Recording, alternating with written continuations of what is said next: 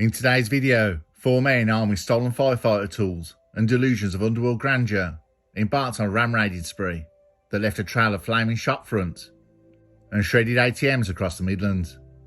This is Curios&Spiritual, no deep dives, I've just eaten. We take a look into the case, the police investigation and the trial.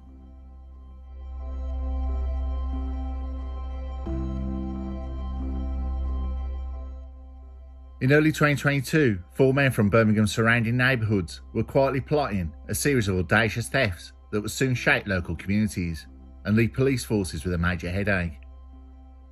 But unlike your average opportunistic thief who runs off with scratch cards or cans of breaker from a corner shop, this gang wasn't satisfied with small change. They were in it for the big stuff. ATM safes packed with tens of thousands in cash, often sitting inside supermarkets and petrol stations. These weren't your run-of-the-mill petty criminals.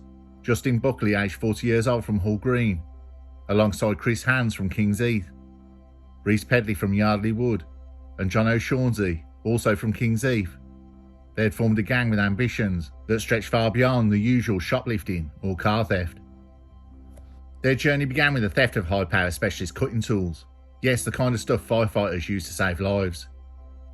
Only in this case, the tools weren't destined for heroics, but for hijacking cash machines. The gang's first major score involved breaking into Warwickshire Fire Station and swiping cutting equipment, heavy-duty tools meant for heroes, valued at 50 grand. Tools designed to rescue were repurposed to wreak havoc. To me, this feels really wrong. It's the same level as pinching Batman's utility belt. The fire service, for its part, was understandably outraged. The theft of such vital tools not only endangered future emergency responses, it also embarrassed them, an institution that isn't used to being burgled. The implication was chilling. If firefighters aren't safe from theft, then who is? This theft, though, was no amateur hour. Police later described the gang as professional and organised. A polite way of saying these men had carefully planned their moves. The stolen tools, angle grinders, hydraulic cutters, and more was state-of-the-art and essential for their next phase, attacking cash machines. The gang wasn't content with tools alone, they needed wheels too.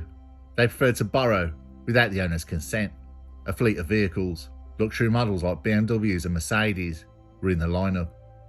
They picked vehicles that were flashy enough to impress, but mostly served as getaway cars.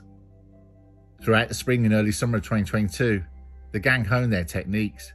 Each heist was a rehearsal in destruction, coordination and evasion. The gang let loose with fire service cutters to rip open ATMs, transforming public spaces into crime scenes of spectacular chaos. The gang's footprint expanded, hitting multiple counties, including West Midlands, Warwickshire, West Mercia, Gloucestershire, Thames Valley and Wiltshire. The gang was busy racking up damages in hundreds of thousands and making off with substantial sums of cash. Despite their success, these criminals were not masters of stealth. Their operations were noisy, messy and often brazen. Sparks from angle grinders lit up the night, alarms blared, and witnesses often caught fleeting glimpses of them hauling heavy machines.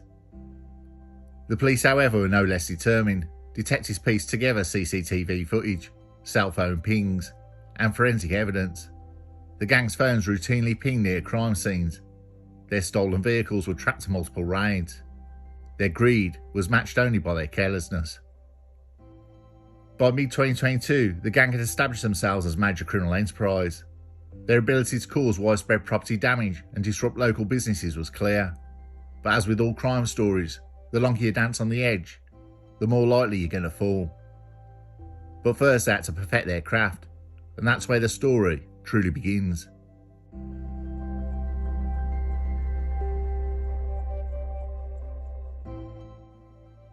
With their arsenal of stolen tools and commandeered vehicles in hand, Buckley and his gang hit the ground running. Their crime spree kicked into overdrive from late 2022 through mid-2023, leaving a trail of smashed ATMs, broken shop fronts and bewildered police across 6 different forces. Their signature method was straightforward but brutal. Steal a van or car, modify it to carry heavy equipment and cash machines, then smash and grab, Unlike the slick heists in Hollywood, these raids were loud, messy, and often involved significant property destruction. Being subtle was not their game. They had to bash the granny out of these machines to get them open. Remember the gang's earlier high-profile burglary, which involved Warwickshire Fire Station, the break-in, where they took specialist hydraulic cutters and angle grinders. These tools were critical to the jobs. They allowed the gang to cut through the steel-reinforced casing of cash machines with alarming efficiency. What was meant for life-saving rescues instead became their weapon of choice for financial theft. In a chillingly familiar scenario, the gang targeted a Tesco Express ATM under the cloak of darkness. They arrived in a stolen van, unloading their tools with military precision. The cutting began, and within minutes the cash machine was breached. Cash boxes spilled their contents, shop windows shattered, and the gang vanished into the night, leaving destruction behind. The damage was extensive, running into thousands of pounds, far exceeding the cash they made off with. On one day they broke into a Tesco Express near Oxford, but found the cash machine empty. 2 hours later, they struck at a Tesco Express in Warwickshire. They knew where these machines were and how to access them. Everyone knew their role, whether it was acting as a lookout or cutting into the machines. The gang also staged daring raids. At a co-op in Acott Screen, they attempted to rip out a freestanding ATM using straps attached to their stolen van.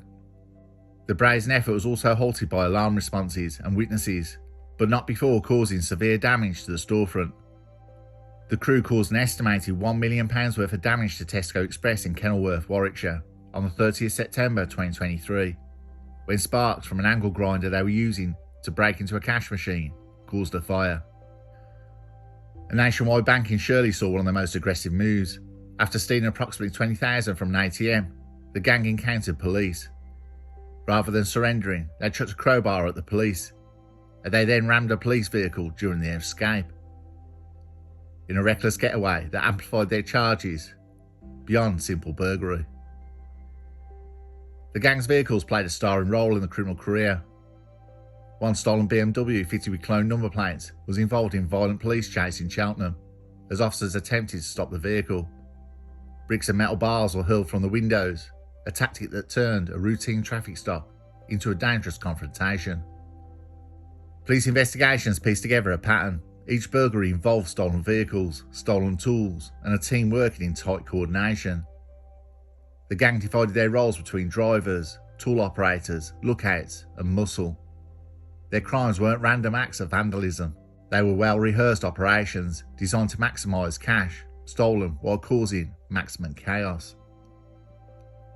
Their spree included 17 documented offences, from theft of specialist tools and motor vehicles to multiple ATM burglaries across West Midlands, Warwickshire, Gloucestershire and beyond. Their haul was substantial, hundreds of thousands of pounds in cash, and over £1 million in property damage. Yet despite their success, the gang's careless mistakes, cloned number plates, mobile phone pings near crime scenes, CCTV footage slowly built a mountain of evidence. It wasn't just the physical evidence. The gang's audacity was their undoing. Their noisy, chaotic raids made them easy to track, and the police response across multiple forces became coordinated and relentless.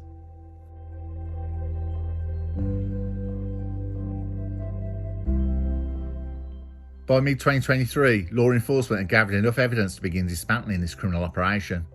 The gang's confidence that they were untouchable was about to be shattered, and their reckless adventures were heading to an end. In 2023, the era of audacious cash point raids, tool thefts and stolen vehicles had begun to collapse under its own weight. The four ringleaders Justin Buckley, Chris Hands, Reese Pedley and John O'Shaughnessy had transformed themselves from daring daredevils into walking digital breadcrumbs. West Midlands Police's major crime proactive team, working in collaboration with the investigators in Warwickshire, West Mercia, Gloucestershire, Thames Valley and Wiltshire, had been quietly building a mountain of evidence. The 17 offences from late 2022 to mid-2023, ranging from burglary of specialist fire service tools to high-damage ATM heists, had left data trails that looked suspiciously like GPS breadcrumbs. Mobile phone pings aligned eerily with the scenes of smashed storefronts, stolen vans were tracked across counties. CCTV footage revealed mass figures lugging cash machines with all the grace of stag do revellers, dragging a statue they'd just nicked from outside a Chinese restaurant. In late 2023, the four were arrested in separate operations, each one as meticulously timed as their heists, ironically, by the same type of coordinated planning they once used to strike local businesses. Police seized not only evidence phones, vehicles, masks, tools, but also meticulous forensic matches, tool marks at multiple crime scenes, CCTV frames, and suspect cell phone geolocation logs. Meanwhile, owners of damaged property would later describe chain reaction costs that dwarfed the actual cash stolen, from ruined storefronts to lifted floors and replaced glass fronts. Damaged bills topped over £1 million.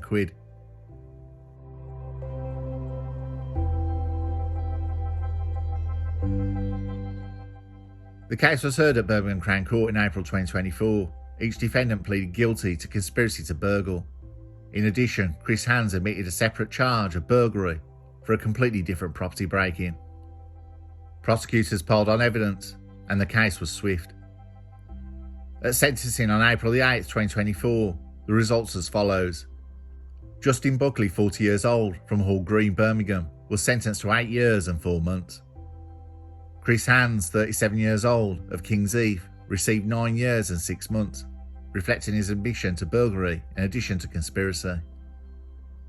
Reese Pedley, 34 years old, from Yardley Wood, was given 7 years and 7 months. And John O'Shaughnessy, 36 years old, received 8 years. West Midlands Police spoke to the press after sentencing, calling the gang's ram raids part of a professional criminal enterprise driven by greed, showed no regard for the damage and public inconvenience. A heartfelt acknowledgement thanked officers across multiple forces for the cooperation. They added that many of the cash points targeted were the sole lifelines of local communities, and some have still not been replaced.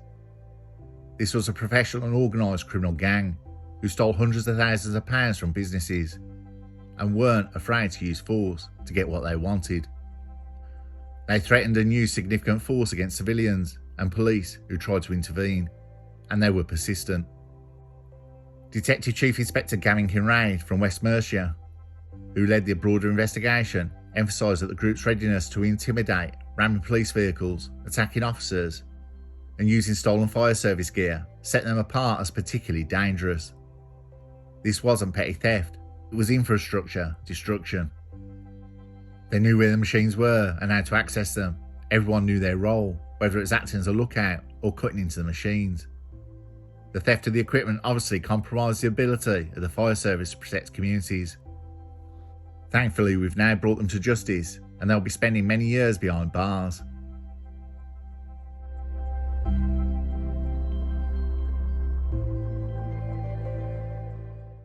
This wasn't Ocean's 11, this was Desperation 4, and while they might have fancied themselves as career criminals, the only thing they perfected was the art of getting caught. From the moment they lifted these cutting tools from a fire station, their fate was sealed. Not because the police were exceptional, though credit where credit's due, but because these lads left a breadcrumb trail wide enough to drive a stolen BMW through. They left DNA, they left footprints, they left enough mobile phone data to launch a digital ghost tour of the Midlands. Honestly, it's impressive how committed they were to being caught. At times, reading the docs, it felt like it was a very elaborate cry for help, disguised as a robbery spree. And what did they gain? A few £100,000 maybe. And what did it cost? Over £1 million property damage, a ruined fire crew's emergency capacity, the wrath of every regional CID in the West Midlands, and a total of 33 years behind bars. That's not profit margin. If anything, that's a prison pension plan. They thought they were untouchable, but the thing about leaving your fingerprints on a crowbar, your burner phone switched on, and your face 3 feet from a camera, is that eventually, even the dimmest torchlight reveals the whole farce. Turns out crime pays sometimes, just not for them. The trouble is, the bigger the gang, the bigger the risk. It doesn't matter how good you are, it's how others can really get you caught. Remember the old saying, you have to be right every time. The police only have to be right once.